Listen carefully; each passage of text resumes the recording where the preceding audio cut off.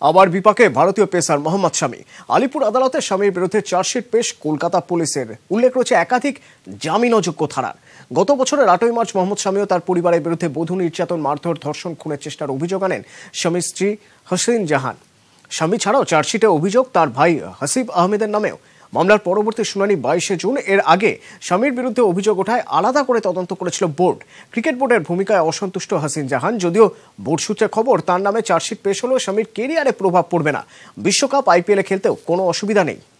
India টিমে ও খেলছে, ওই কারণে ও যতটাই নোংরামি করুক, ও যাচ্ছে তাই ভাবে ক্রিমিনাল মেন্টালিটি নিয়ে ক্রাইম করুক, ও ভালো। চার্জশিটের মধ্যে যে মিথ্যে সেকশনগুলো বলেছিল সেই সেকশন উড়িয়ে দিয়েছে। 376 ছিল, সেটা পুলিশ আজকে বলে দিয়েছে ওটা মিথ্যে সেকশন ছিল।